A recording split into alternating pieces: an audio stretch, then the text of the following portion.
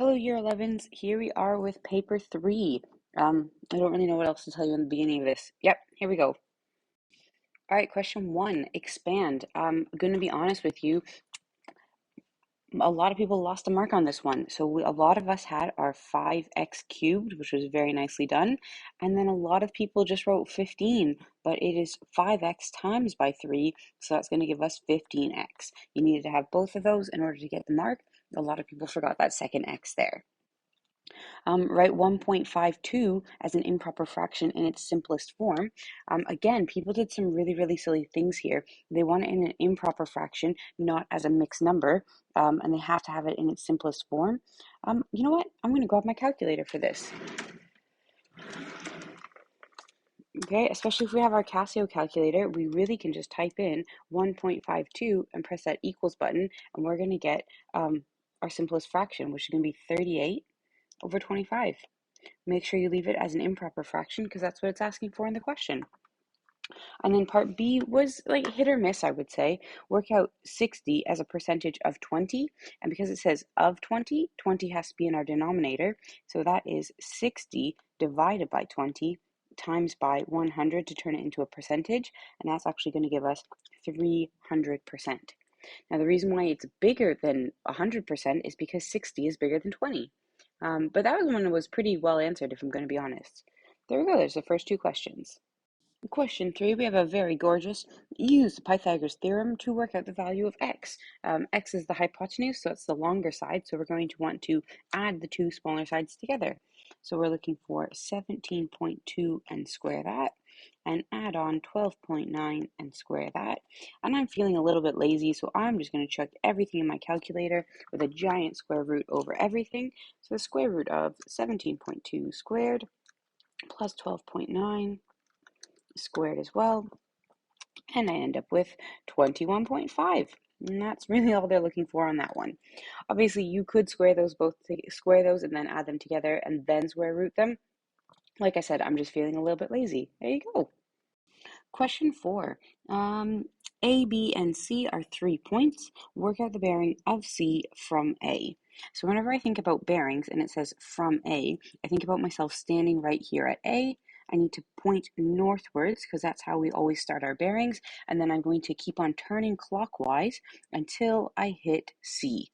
So that is actually the angle that we're interested right there.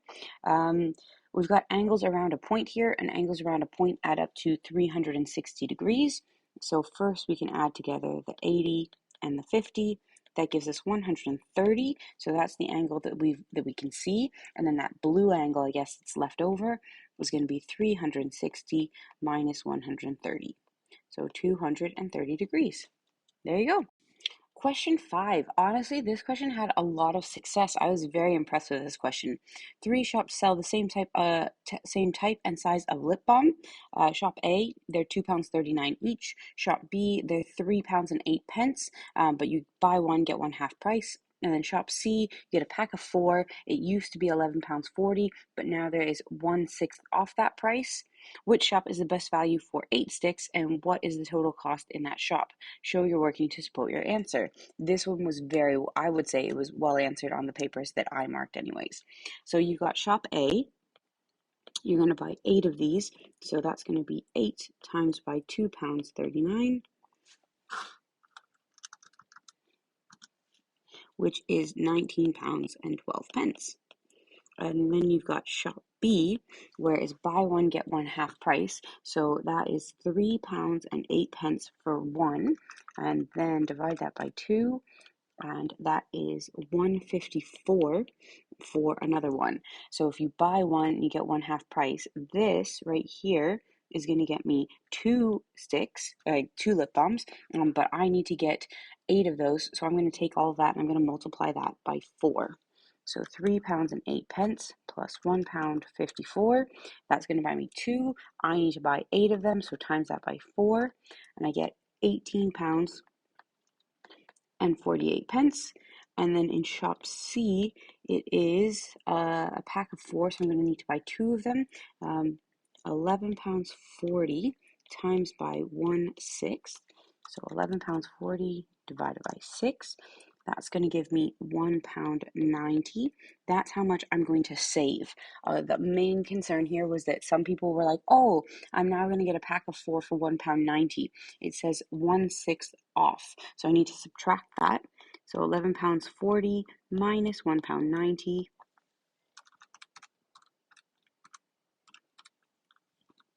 So one pack is going to cost me £9.50, but I need to buy 2 packs because it comes in packs of 4.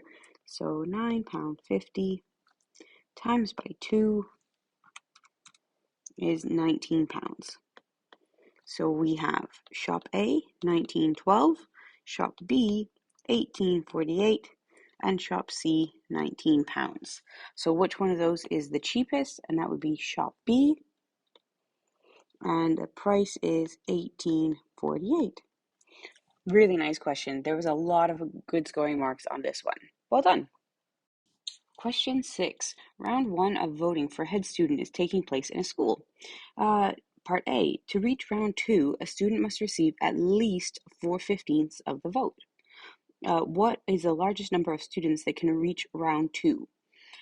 So I had an interesting discussion with a bunch of other people about this question. Here's the way that I was thinking about this. So if you have to get 4 out of the 15 votes, even if it was 8 out of 30, like if we're making equivalent fractions, because obviously there's going to be a bunch of people voting, you can still think about it as equivalent fractions, but you can still think about it in its simplest form.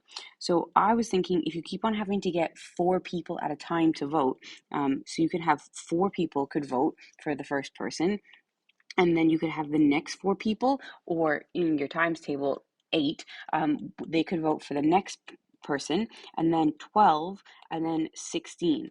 So these first 4 people could vote for whomever, candidate A, and then these next 4 people, they could vote for candidate B, and then the next 4 people, they could vote for candidate C. But obviously, by the time we get to the last one, there's only 3 votes left, so there's nobody that could get that many votes, so it would only be 1, 2, 3. There's 3 people that could vote. And the reason why I say there's 3 people left over is because it says 4 out of 15. So 16 is 1 more than that, so 1 less than 4. So there we go, 3. That was my logic. Maybe you just want to circle 3 and be like, oh, I'll figure it out later. I don't know. Part B, there are 900 votes in round 1. Sean receives 180 votes. Amy draws a pie chart to represent the results. Here is her method to work out the angle needed for Sean. She does 180 divided by 900 times by 100. And she says it's 20, so the angle should be 20 degrees. Is Amy's method correct? Tick a box. Well, the first thing I'm thinking is if we need a pie chart, surely there's going to have to be 360 degrees somewhere in there. And when she does her 18 divided by 900, that gives us like what percentage she's used. And then when she times it by 100, she actually turns it into a percentage. So she's actually found 20% is what she needs. Not 20 degrees, but 20%. So is Amy's method correct? No. There's 2 things you could say. Give a reason for your answer. She found 20%. That's what she did. Or you could say that the 900 or the 100 should be 360. Or you could also say that the angle should be 72, because if you work this out, 180 divided by 900 times by 360, because that is what fraction of the entire pie chart should be her angle, and that would be 72 degrees. So it shouldn't be 20%, it should be 72 degrees. So her reason is she actually found 20%. Hopefully some of that made sense. Question 7. Here's a prism drawn on an isometric grid. Work out the volume of the prism. Well, the volume of the prism is just going to be the area of the face, which is going to be this side over here, times by the length. Now, if you're not sure what the scale is, or you think that it's a little bit dodgy, you can just count. So it says over here, 1, 2, 3, 4, 5, 6. That makes 6 centimeters. So every tiny little square is going to be 1 centimeter. So let's go ahead and split up the front section into, or let's maybe put some dimensions on it. 1, 2, 3, 4, 5. So it is 5 centimeters tall. Across here is 2. This part over here is 3. down here across the bottom, 1, 2, 3, 4, and 2 tall. So now what we have to do is split it into 2 rectangles.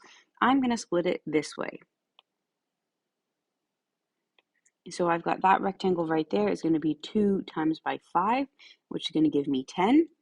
And then in this other rectangle over here, I've got this 2, and I didn't actually put this dimension here, by 2. So 2 times 2 is going to give us 4.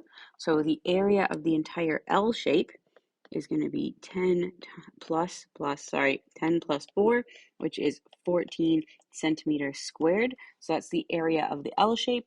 And then if we want to find the volume is just the area of the cross section times by the length. 14 times by 6 is 84. 84 centimeters cubed. That's what they're looking for. Weird things that happened in this one, people did some dodgy counting. Mostly, that's what I would say. Or they didn't realize they had to split it up into, like the L shape into 2 smaller shapes. There we go. And question 8. Tasha drove 198 miles. The average speed for the first 3 hours was 45 miles per hour, and her average speed for the rest of the journey was 31.5 miles per hour. Work out her average speed for the whole journey. Okay, so we know that she drove 198 miles in total. So we know her distance that she went. We want to find her speed, so we need to find out the time for the entire thing. So her average speed for the first 3 hours was 45 miles per hour. So in that part, we're going to find out what is the distance that she went. So we've got our time, and then we've got our speed over here. So if we draw our speed, distance, time triangle, we can work out her distance in the first part. We can multiply those. So the distance that she goes in the first 3 hours is going to be 3 times by 45, which is 135 miles. So then we must find out how much distance she has left to travel. So 198 minus 135, which is 63 miles. So she has 63 miles left to drive, and she does that at 31.5 miles per hour. So this is her speed, and this is her distance. So now we can find her time. Time is going to be distance divided by speed. So 63 divided by 31.5, and that's going to give us 2 hours. So it takes her 2 hours to drive the rest of that. So we've got her first 3 hours and her second 2 hours. So her total time is going to be 3 plus 2, which is 5 hours. And the total distance that she goes is going to be 198 miles. So now we can find her speed. Speed is distance divided by time, which is going to be 198 divided by 5. 39.6 miles per hour. In all honesty, what I remember from marking this is that I was quite impressed with how many marks people got on this question and how far through it they got. I was really, really impressed with it. Nice work. All right, I know it's such a stupid thing to say, but I really like question 9. I think it's quite a neat question. I like when they do different things with sequences. So here's a term-to-term rule for a sequence. It says double the previous term and then add on 3. And the first 3 terms of the sequence are a plus 1, 2a plus 5, 4a plus 13. Show that, love a show that question, show that the sum, so when we add together, the sum of the first 4 terms is in fact a multiple of 3. Okay, well, here's the first term, here's the second term, the third one, we need to find the fourth term.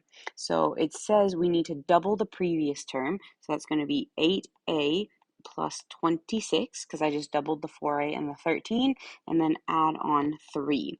So it looks like the fourth term is actually going to be 8a plus 29. And then the question says show that the sum of, so we need to add them all together. So a plus 1 plus 2a plus 5 plus 4a plus 13 plus 8a plus 29. So we need to add all those together. 1a plus 2a, that's 3, 7, 15, 15a, and then the numbers 6, 19, 19 plus 29 is 48. And we need to show that this is a multiple of 3, so we need to essentially factorize out a 3, and so this is going to be the same as 3 times by 5a plus 16. There we go. There's us showing it's a multiple of 3. It is in fact 3 times by something, and anything that's 3 times by is in the 3 times table, and therefore a multiple of 3. And then question 10, I was very impressed with this question as well. Which of these represents the shaded region, so that all the gray bits are shaded in? Everything is shaded in except for circle A, so that is going to be the complement of A. A is the only thing not shaded in, so we are looking for the complement of A. Done. Question 11. All right, I'm going to be honest, this was not very well answered. I think it was just maybe the question was misunderstood, but in all the papers that I saw, it just wasn't really very well done. A fair coin is thrown a number of times. The probability that every throw results in heads is 1 out of 64. How many times is the coin thrown? So really all they're asking for is they want to find out how many times did we do this to get a probability of 1 out of 64. Well, if you flip a coin and it lands on heads, the probability of that happening is 1 out of 2. And if you flip the coin again, the probability of it landing on heads again is 1 out of 2. And then if you flip the coin again, the probability of it landing on heads is 1 out of 2. And if you keep on multiplying this, we just got to figure out how many times do we have to multiply this until we get 1 over 64. And so we're just going to keep on checking how many times do we have to multiply by 2 until we get to 64. There's a bunch of ways you can do this. 2 squared is 4. 2 cubed is 8. 2 to the power of 4 is 16. 2 to the power of 5 is 32, and 2 to the power of 6 is 64, which means we must have flipped this coin 6 times in order for this to happen. So they had 1/2 to the power of 6. They flipped the coin 6 times. So how many times did they throw the coin? 6. Yeah, in all honesty, just not very well answered, but that's okay. Live and learn, and maybe we'll get there in the summer. Question 12. Here is some information about the members of a basketball club. The junior members, there's 30 of them, and their mean height is 1.6 meters. And there are 20 members of the senior team, and their mean height is 2.05 meters. We want to work out the mean height of all 50 members of the club, and we have to give our answer as a decimal. Well, whenever they're telling us about a mean like this, what they're actually giving us information about is the total of the whole height. That is really what they're trying to tell us. So remember, when we find the mean, we do the total, like in this case, of all of the heights divided by how many people there are. So for the junior team, they're going to add up the total of everybody's height. They're going to divide it by 30, and they're going to get an answer of 1.6 meters. So if we want to find out how tall all 30 people are that are a junior in total, we can just do the opposite of divided by 30. The same thing would happen with the senior team as well. You add up all of their heights there, you divide by 20, and you get an answer of 2.05. So if we go backwards, we can find out that the junior team have a total height of 1.6 times by 30, which I'm pretty sure is 48, but don't want to give you the wrong answer. So the junior team have a total height of 48 meters altogether. And then the senior team, they have a total height, we're working backwards, of 2.05 times by 20. So they have a total height of 41 meters. And then all together, all 50 members, it can be 48 plus 41, which is 89 meters. And the mean of all 50 people is going to be 89 divided by 50, which gives us a final answer of 1.78. And there we go. That's what we're looking for. So that is a nice combined means question. Really definitely quite popular. They definitely love to tell us information about the mean, and what they're really asking for is, can you find the total? There we go. So for question 13, I was actually quite impressed overall with the answers that I saw to this question. In general, it was a very nicely done question. There's no tricks here. This is quite a straightforward question. A straight line passes through 314 and 1232. Work out the equation of the line. Give your answer in the form y equals mx plus c. The biggest issue that I saw is even if people had the right approach, sometimes they wrote their gradient wrong and then it messed up the entire rest of the question. So in terms of finding the gradient, we need to do the change in y divided by the change in x. And honestly, I did see some people have the change in x at the top, which made it a bit of a problem. So we want to do our change in y. So I'm going to do 32 take away 14 divided by 12 minus 3. 32 take away 14. That's going to give us 18 over 9, which is 2. So the gradient of the line is 2. And then from there, you can choose whichever point you like, 314 or 1232. That one's completely up to you. So we're going to substitute in the 2 into the equation of the line. So y equals mx plus c. We just found out that the gradient is 2. So y equals 2x plus c. But I also am going to use the point 314. So I know that x is 3 and y is 14. So I can sub both of those in. 14 is equal to 2 times by 3 plus c. So 14 is equal to 6 plus c. And then subtracting the 6 from both sides, I'm left with 8 is equal to c. And putting that back together, I've got my c for my y-intercept and my gradient of 2. So y is equal to 2x plus 8. That's it. It was very nice numbers, nice positive numbers throughout. It's a really nicely done question when it was done correctly. Okay, for question 14, you're definitely going to have to use your imagination. And again, you might have to come back and find one of the teachers if you actually want a much more thorough explanation of what's going on. I will try my best on here, but I make no promises at all. Use a ruler and compasses in this question. The scale diagram shows port P and lighthouse Q. There is a scale of 1 centimeter represents 2 kilometers, and it says a ship is less than 14 kilometers from P. That is just one singular distance from a point, which is going to be a circle. So we need to draw a circle, and it's going to have a radius of 7. So we need to draw a circle with a radius of 7 from point P. Oh dear, let's try this. I don't know, something that's probably going to look like this. All right, that's not beautiful at all, but something like that. And this distance, no matter which direction you go in, should be 7 centimeters. Okay, I'm trying to draw to the side so that it doesn't affect the rest of my picture, but literally anywhere along that blue curve, you should have a arc of 7 centimeters. It also has to be closer to Q than it is to P. Oh, you've got 2 points there. That is going to be a perpendicular bisector.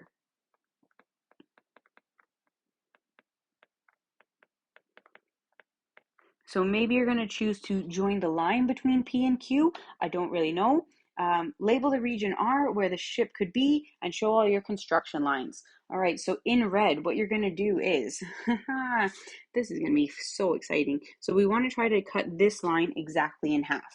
And what we want to do is we're going to maybe, I would say, stab your compass at one end of this, at Q, and you're going to open your compass more than halfway. There's no specific rule. It's just going to be more than halfway.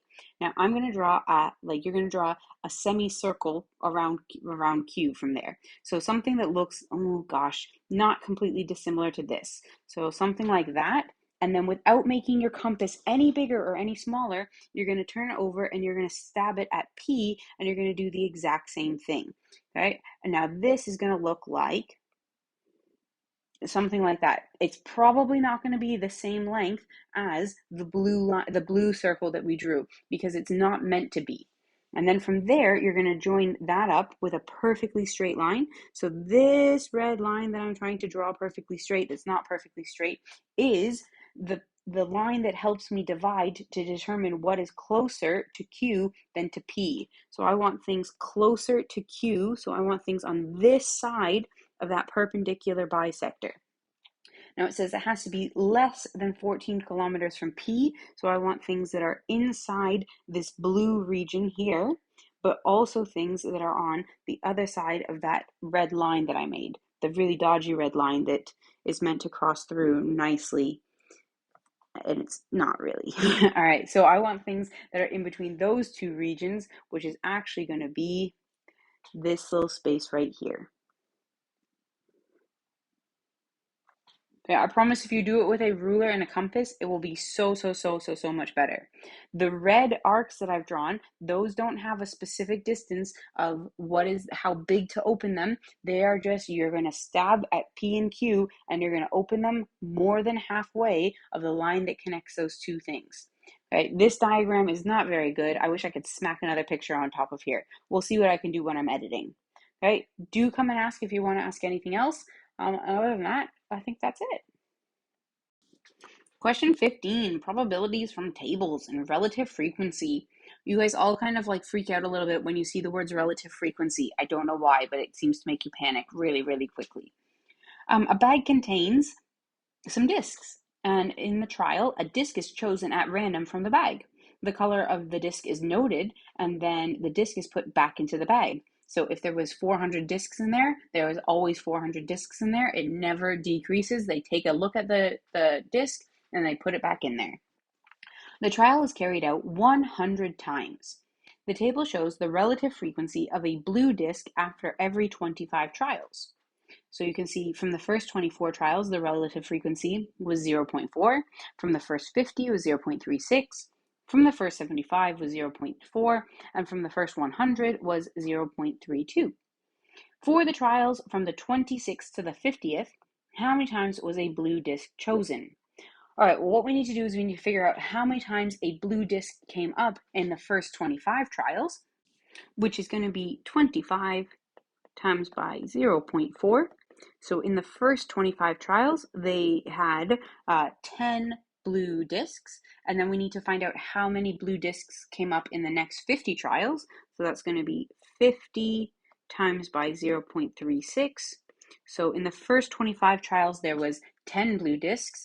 In the first 50 trials, there was 18 blue discs. So if we want to find out how many were between 26 and 50, that's going to be 18 take away 10. So we're going to have 8 discs. So the blue discs came up 8 times between the 26th and the 50th time. For part B, there's a total of 1,000 discs in the bag.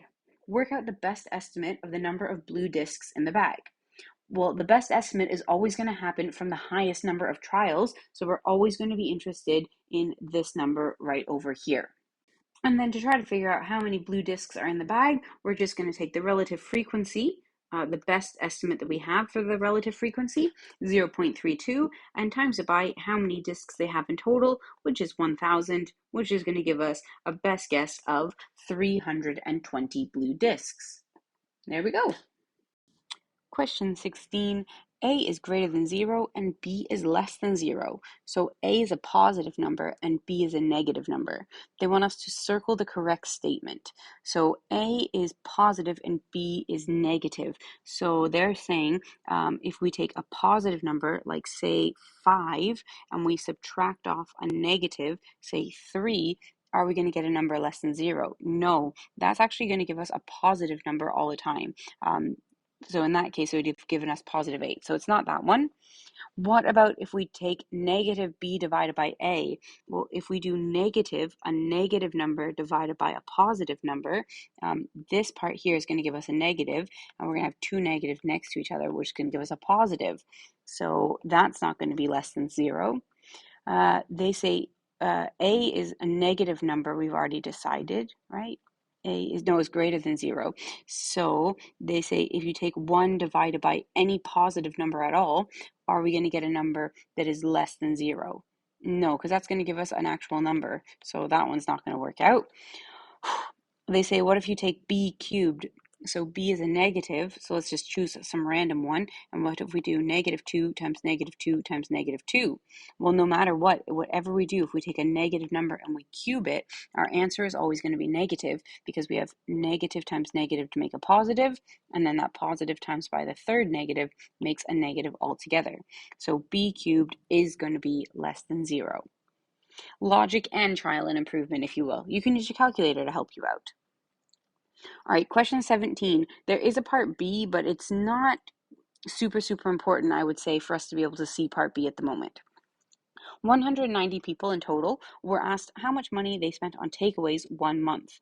The table shows information about the results. So you can see the amounts. You've got people who spent 0 to 10 pounds. Now the next one says 0 to 20, then 0 to 30, 0 to 40, and 0 to 50. And you can see in the frequency, it's actually the cumulative frequency. So that means that the 64 people right here that spent between 0 and 20 pounds, that includes these 16 people already. So we need to definitely take that into account. They want us to work out how many people spent more than 20 pounds. Okay, so noticing, oops. Sorry, I think I hit something on the screen. It should be all good though. Noticing that this says cumulative frequency, that just means a running total, so we can keep subtracting as we go. So 0 to 10 would be the 16 people, and then we can do 64, take away 16. There's going to be 10 to 20 pounds is going to be 48 people. 20 to 30 pounds, we can subtract again.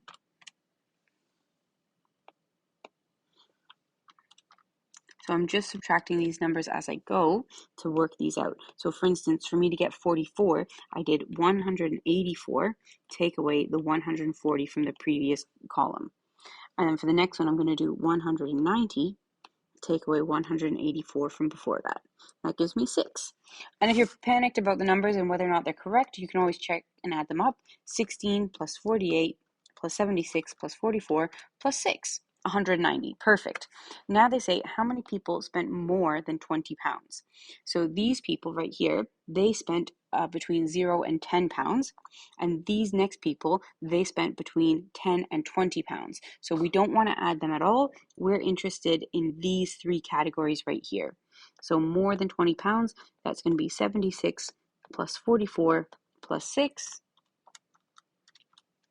which is 126 people. You could have also subtracted off 190, take away the 64, but I just wanted to add it up. Made more sense in my mind. All right, let's look at 16b. 17b, ah dear. 17b. Farah draws this cumulative frequency curve to represent the results. Give 2 criticisms of her graph. So in her graph, we should have these numbers right here as our x values. So she should have a point at 10, 20, 30, 40, and 50, and the heights of all of them should be these numbers over here. So like the first point should have been 10 across and 16 up. So these are going up in 4, 8, 12, 16, 20. All right, each little box is going up in 4s. So that one looks correct. It looks like 10. The next one should be 64. That's 1 box up as well. 140, bang on. The next one, 184. That's 1 box up. And 190. Oh no, she drew that at 200. So that is a bit of an issue. So the first criticism is that the point 50, 50, 190 is drawn at 5200. So that's one of the first mistakes. And then the second one, this is meant to be a cumulative frequency graph. And what does it say over here? It says that that is just the frequency. So the second criticism is that frequency should say cumulative frequency.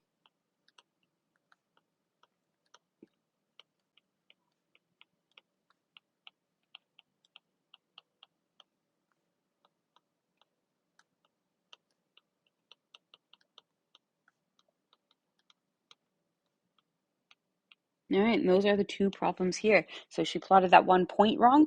You could explain that in a bunch of different ways. And then the other issue is that it should be labeled with cumulative frequency and not just frequency. Moving on. For question 18, I actually saw some pretty decent attempts at this question, if I'm going to be honest. They do tell you by completing the square. And in all honesty, not everybody will have learned how to complete the square, and that's absolutely fine. It's really not the end of the world. It is only a 3 little marker. It's quite a challenging question, I would say. If we're looking into going to A-level maths, it's something that we should be knowing how to do. But if we're just looking to pass our GCSEs, I don't think that this is going to be the question that is like a make or break question. So the first thing we do is we need to rewrite the first two terms as a square. So that's going to be x plus 3 all squared. And so if we expanded that out, we would get x squared plus 6x plus 9. So we already have these two things, but we have this plus 9, which is too much extra if we were expanding this out. So we're going to have to subtract off that 9, and then that takes care of these two bits here, and we still have the plus 13. Cleaning that up, we get x plus 3 all squared, and that's going to be plus 4. So I've completed the square. Now I have to prove to them that it's always going to be positive. Well, if you take anything at all, so any number at all, anything squared is going to be positive, because you're either going to do positive times by positive and the answer is going to be positive, or you can do negative times by negative and the answer is going to be positive. So anything squared is positive. And then if you take a positive number and then you add on 4, which is always going to be positive, then you will in fact end up with a positive answer, because a positive plus another positive answer is going to give you a positive answer all the time. Okay, once you get to the x squared or x plus 3 all squared plus 4, you need to make mention of the fact that the bracket squared will be positive, and then adding on 4 more is going to keep the whole thing positive all the time. So you need some words at the end of this, is what I'm trying to say. There we go. So question 19 made me kind of happy. There was a lot of like good attempts at it. There was people who had the right idea but didn't really know where to go with it afterwards, but I was quite impressed overall. A is directly proportional to b to the power of 4. If the value of b is doubled, Pete thinks that the value of a will be 8 times bigger because 4 times by 2 is 8. Is he correct? Let's go ahead and check. So if a is directly proportional to b to the power of 4, that's like having a is equal to some amount of b to the power of 4.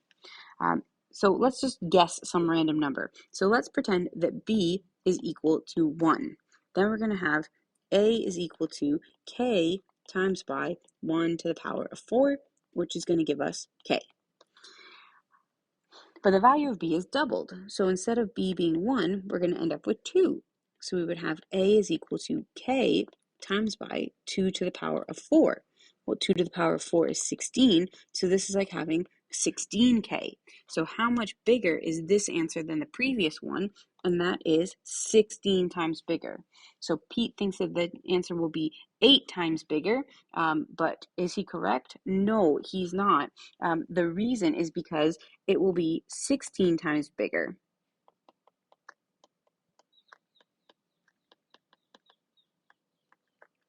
There was a lot of discussion about the to the power of 4. It is also sometimes useful to put in some numbers and see what's actually going to happen. If you had explained that 2 to the power of 4 is going to give you 16 and then said 16 times bigger, that is really what we're looking for in this question. Okay, it is only 1 mark, but it is nice to explain what's going on. Question 20 was well attempted, but not always well completed. People made up their own maths in it, which made it kind of interesting. So we need to rearrange p is equal to 2m plus 1, all divided by 1 minus m to make m the subject. Well, the first thing I would start by doing in this question is I would start by putting some brackets around things. I think that's going to make the question a little bit more accessible. So I think that there should be brackets here, and it makes the question a little bit easier to see. So the first thing you want to do is multiply both sides by 1 minus m to get rid of the 1 minus m in the bottom of the fraction.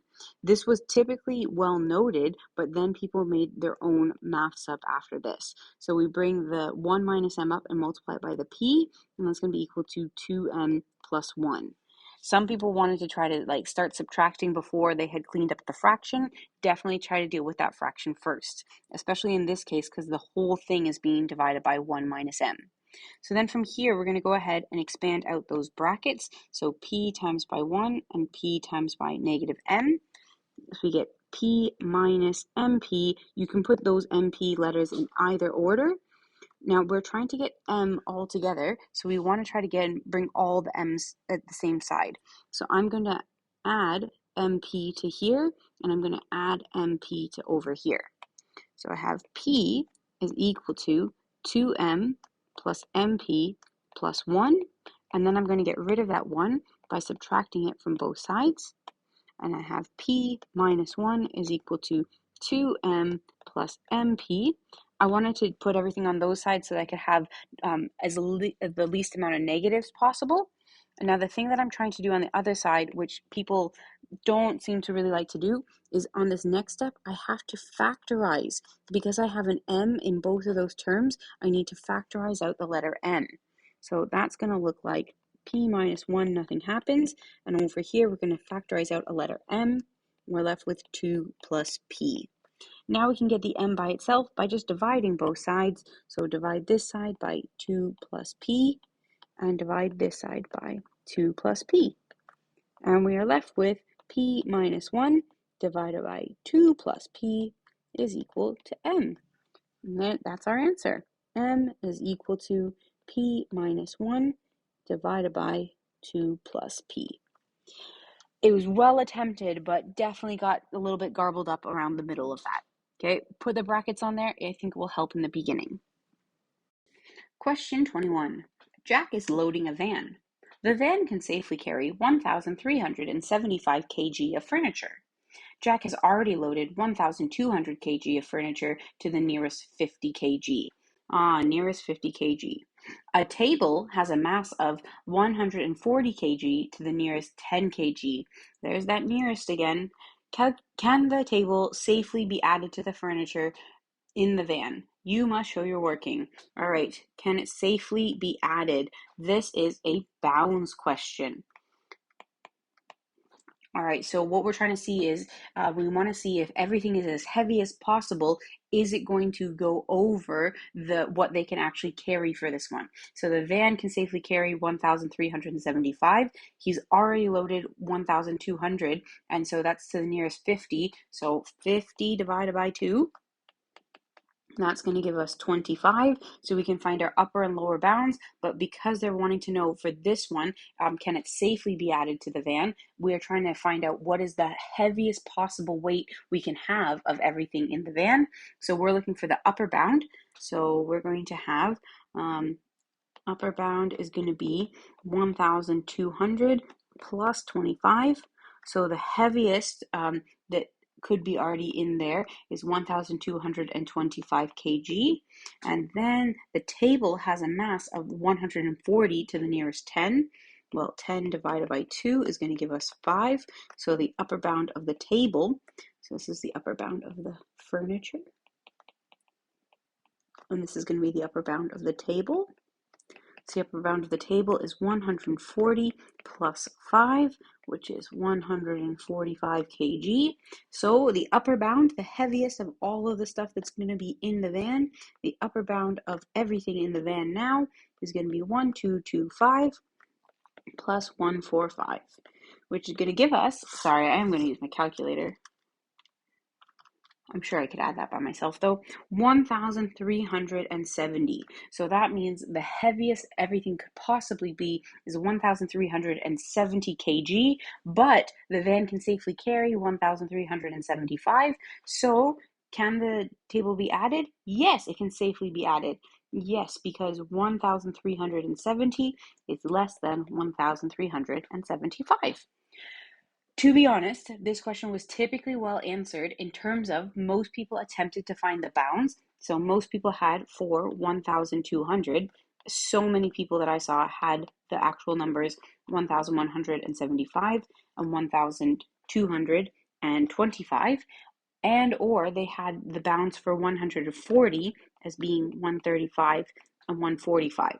And even if you got one of those, you just needed to have one of those 4 numbers there, you would have gotten 1 mark for that.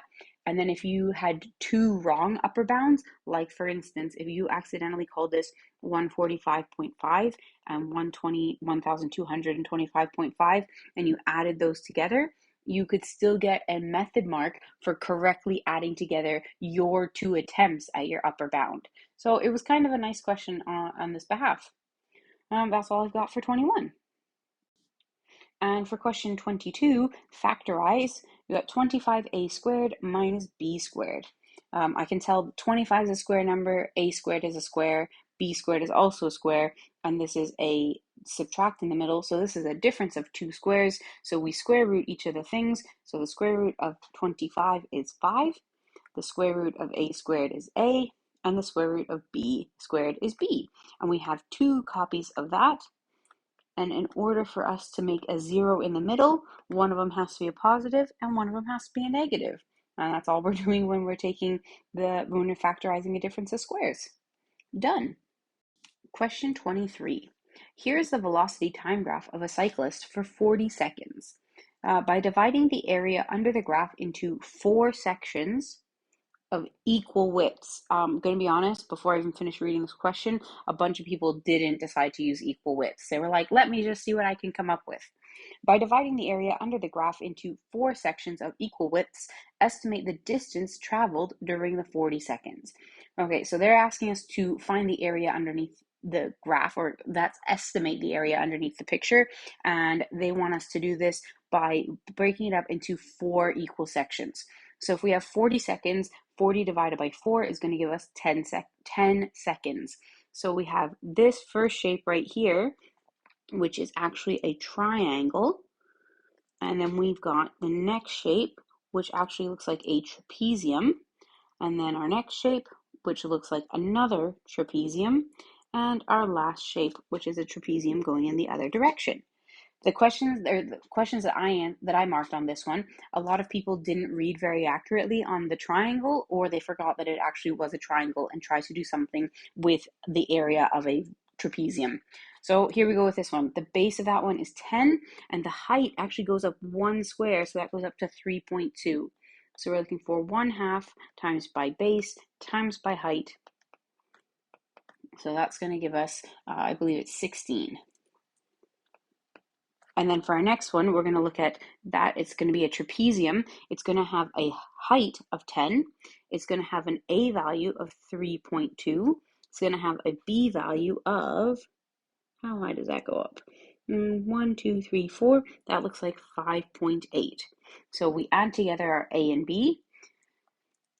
So we've got 3.2 plus 5.8 times by 10 divided by 2. And working that out, we get 45. Then we're on to our next picture. So we know that the A value there is 5.8. The B value, that's 2 squares up, that looks like 7.4. And again, we've got that 10 seconds over there. So we've got A plus B times by H divided by 2 for a grand total of 66. And in our last picture, we know that our B value is 7.4 and our A value looks to be bang on 6. All right, last one. A plus B times by H divided by 2 for 67. So there's all the different areas underneath there. So we've got 16 here. That gives us 16 meters there, 45 meters here, 66 meters here, and 67 meters there. So the total area of the whole thing is going to give us the total distance. So the total distance is going to be 194 meters. There we go. There's part A. The nice thing about this is that it's worth 3 marks. And so if you didn't get the 3 marks, it's not many to lose. But if you did get all 3 marks, it was 3 fairly easy marks. They're just asking you to use the area of a trapezium over and over and over again. All right, and then part B, work out the average acceleration of the cyclist during the 40 seconds. State the units in your answer. So acceleration is given as the change in velocity divided by the time. So when the whole question started, we started over here with 0 velocity. And when the question finished, we finished over here with 6 meters per second as velocity. So the change in those is going to be 6 is what we finished at, minus the 0 which we started at, divided by how long did that take us? And that took us 40 seconds.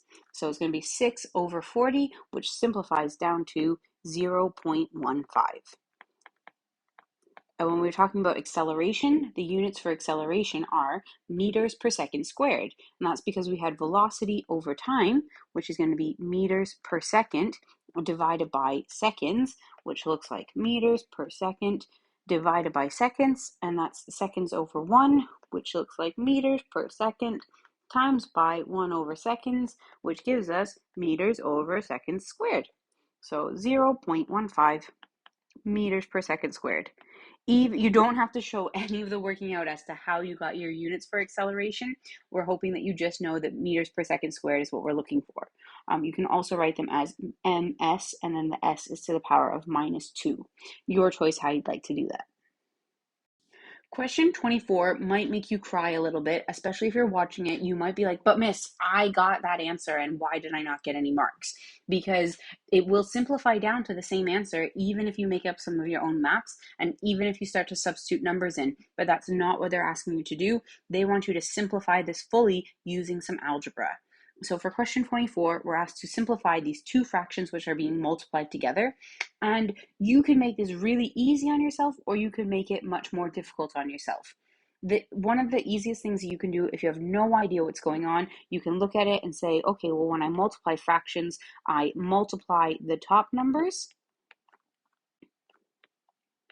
and then I multiply the bottom numbers. And that is absolutely totally fine for you to do. That would get you 1 mark on this paper, and then especially if you go ahead and actually expand those out. However, that's not what we really want you to do. I want you to do something else first. I would like you to factorize. It's going to make your life so much easier, and it's going to make the numbers so much smaller. So 8x squared plus 4, the 8 and the 4 both have 4 in common. So we can go ahead and we can write the first fraction as 4 bracket 2x squared plus 1 all over 5x. And you know what you're thinking, yeah, that doesn't really help me at all. I promise, just give me a moment. And then in the second fraction, there's not really much we can do with the 3x, but the 14x squared and the 7, they both have a 7 in common. So if we factor that out, we are left with 2x squared plus 1, which we've definitely seen before.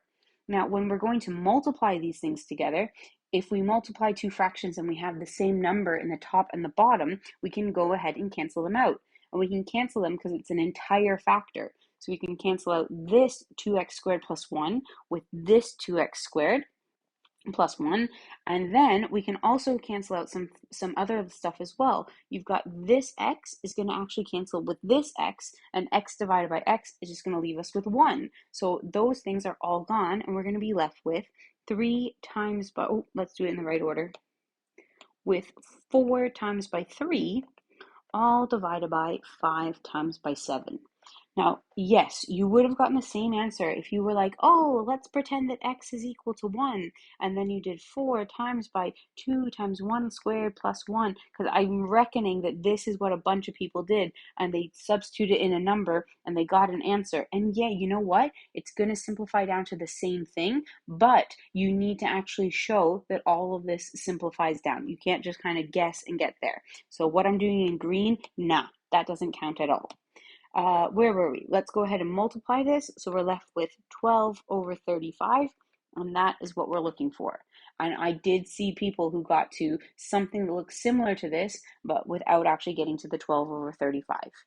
All right, and that's all they're looking for. And unless you have the algebra to support it, you are not getting the marks for it. So please don't come back and be like, oh, but miss, I got 12 over 35. Again, if you don't have the algebra to support it, you're not going to get the marks. Question 25. On first inspection, I think that this question looks terrifying. When you delve into it a little bit more, I don't think it's quite so bad, but I'm not going to lie. The first time I saw it, I was definitely a little bit panicked. I'm going to say that. Here are two square-based paving stones. The stones are similar solids. Okay, so similar shapes is what we're definitely looking for here. You've got the smaller one has one side of it is 20, and the similar side on the bigger shape is 25 centimeters.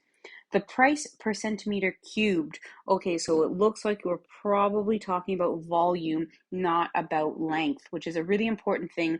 It also makes sense considering it's question 25. We're definitely much further through the paper, so we're probably looking at volume scale factor, which is like grade 7 and 8, as opposed to just similar shapes. Sorry, let's get back to the question. The price per centimeter cubed is the same for both stones. The price of the larger stone is 17 pounds 50. Work out the price for the smaller stone. Okay, well, when I first look at these two shapes, I know that I have a length in both of them, which is the same. So I can start out by finding the regular old normal scale factor for length. So the regular scale factor is going to be 25 divided by 20, and both of those are in the 5 times table, so that simplifies down to 5 over 4. Now that's the regular old scale factor if you just want to compare lengths, but they're talking about volume. The way that I know it's volume is because they said the price per centimeter cubed. So I'm going to go ahead and find the volume scale factor.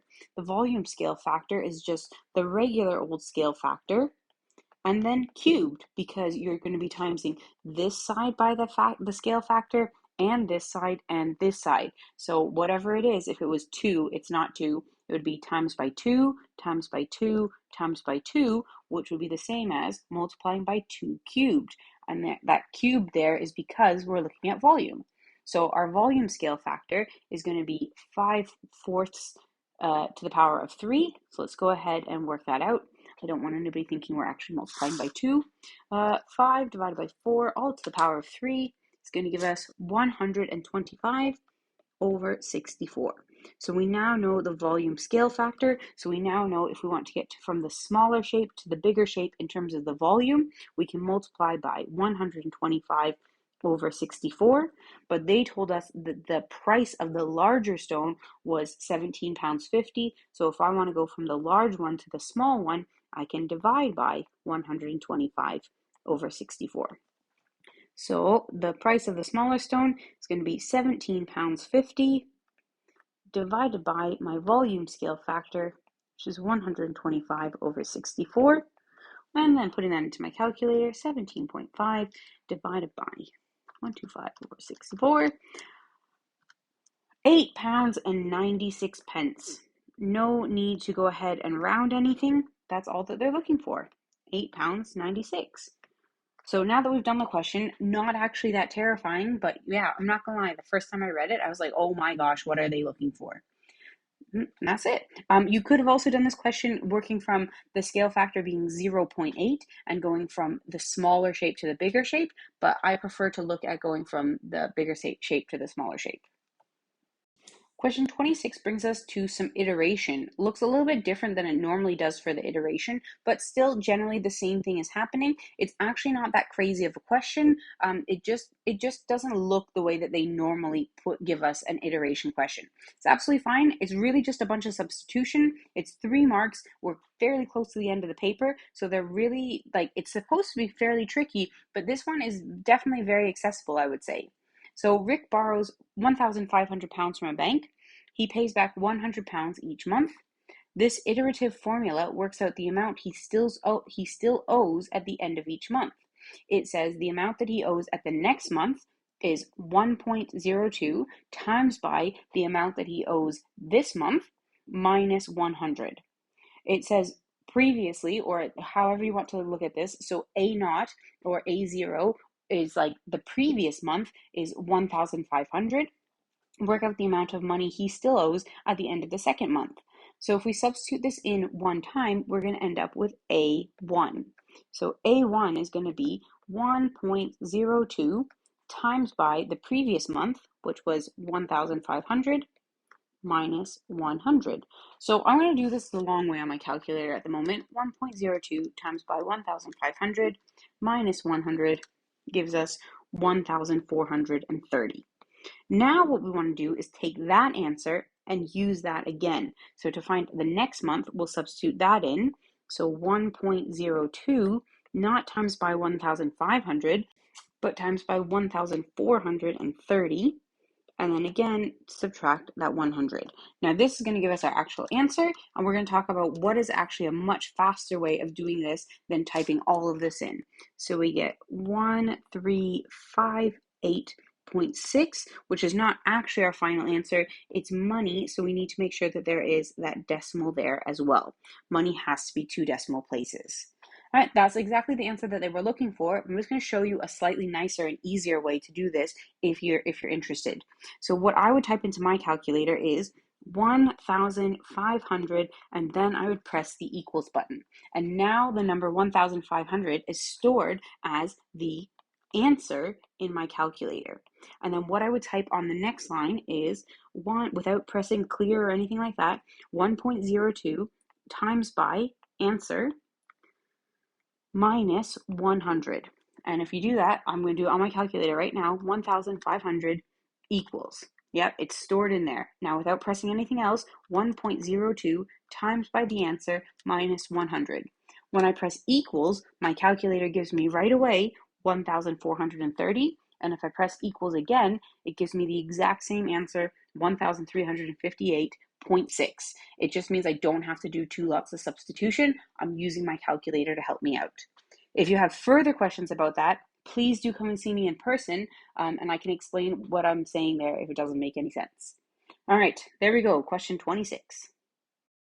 All right, question 27. We've got some algebra here, we've got some functions, and we have functions asked in maybe a slightly different way than what we're used to seeing. So we have g of x is equal to a times by b to the power of x, and a and b are constants, so a and b are numbers.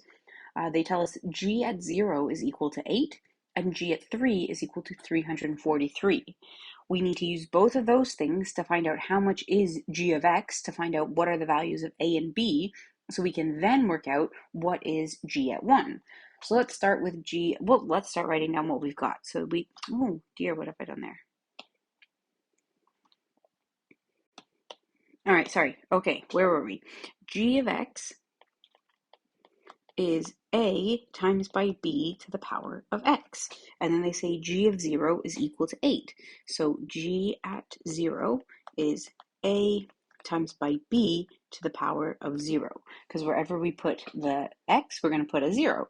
And they say that is actually equal to 8. So 8 is equal to a times by b. Nope, I'm lying. It's not a times by b. B to the power of 0 is just going to give us 1. So it's going to be a times by 1. So that must mean that a is equal to 8. Now we're going to do the same thing with g of 3. So g of 3 is a times by b to the power of 3. And they said g of 3 is 343. So 343 is equal to a times by b to the power of 3. But we just found out that a is 8. So that's going to be 8 times by b to the power of 3. So we can go ahead now and divide both sides by 8. So 343 divided by 8 is going to give us not a very nice number, but that's okay. We'll leave it as a fraction. 343 divided by 8 is equal to b cubed. And then obviously to get rid of that cubed, we can take the cube root of that. So the cube root of 343 divided by 8 is going to be equal to b. So b is equal to cube root that. Oh, a very nice 7 over 2 or 3.5, whichever you'd like to write it as. So now we know a and we know b. We can say g of x is a times by b to the power of x, which is going to be 8 times by 3.5 to the power of x. And now the question actually wants us to find g of 1. So g of 1 is going to be 8 times by 3.5 to the power of 1. So 8 times 3.5, 28. And there we go. There's our final answer, 28. Nice question. Very different than what they're used to seeing with functions. I have seen one question like this many, many years ago, but I do quite like this idea of using the information to find the constants. Cool. In question 28, we have some 3D Pythagoras. No, that's a lie. 3D trigonometry. Really, 3D trigonometry is just 2D trigonometry. It's still the same rules. It's a nice right-angled question this time, but sometimes it's just about trying to visualize it more than anything. So VABCD is a pyramid. It has a horizontal square base, so the bottom of it is a whole square, and X is the center of the base. V is vertically above X, so V is directly above X. B to D is equal to 18 centimeters, and the angle from V to B to X is 72. They want us to work out how long is the line from V to B. So let's draw these things in so we can see what's happening. They would like us to figure out how long is this line right there. And they also tell us that X is directly below V or V is directly above X. And conveniently, we can also make this nice little straight line right here, and this becomes a right angle triangle.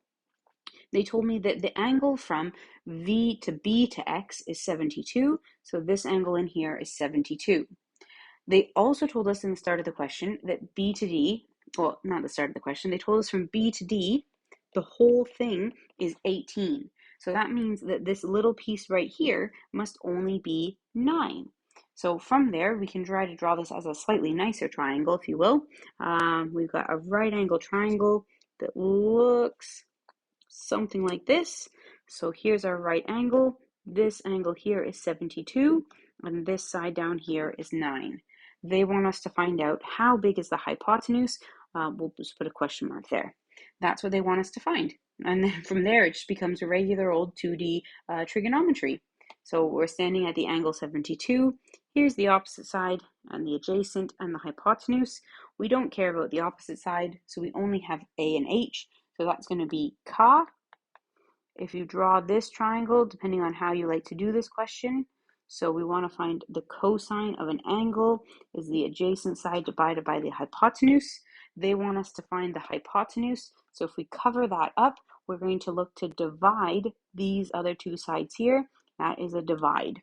So the hypotenuse is going to be the adjacent side divided by the cosine of the theta, or depending on if you like to write this a different way, the adjacent side divided by the cosine of the angle.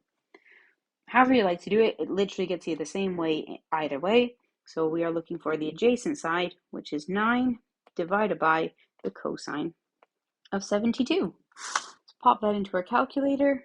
9 divided by cosine 72 spits out a nice number of 29.1. And that is in centimeters, and that's all that they're looking for. 29.1, done. Right, the most common mistake that I saw with this question is so many people just did 18 instead of 9. I think that was a very accessible question, but that's all you have to do. And last but certainly not least, we have what looks like it was probably meant to, on first glance, I think it's a conditional probability, but it's not asking us about probabilities at all. It's actually like systematic listing or product rule for counting, whatever you'd like to call it. A code is 3 letters, each of which is in the word logic. Vinny assumes that letters in the code may be used more than once. He works out how many possible codes there are. In fact, the first 2 letters are the same and the third one is different. How many of Vinny's codes are not possible?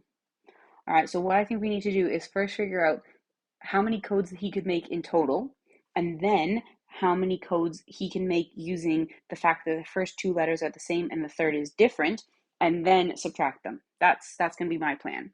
So he has to make a three letter, like use 3 of the letters. So we've got the first letter, the second letter, and the third one. So he says that the letters can be reused a bunch of times, and that's fine. So how many options do I have for the first letter in the code? And I can use anything from the word logic, which means there are 5 options for here. He also assumes that the letters may be used more than once. So if I have 5 options for the first one, I must also have 5 options for the second one and for the third one.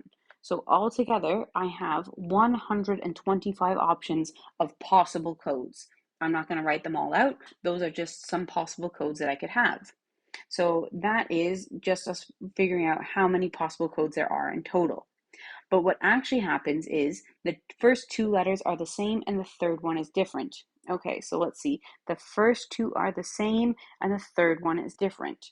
So the first one could be anything from the word logic. So again, there's 5 options. But let's just go ahead and assume, we're making a guess here, let's assume that my first option is I'm going to use the letter L. Well, how many options are there for the second digit?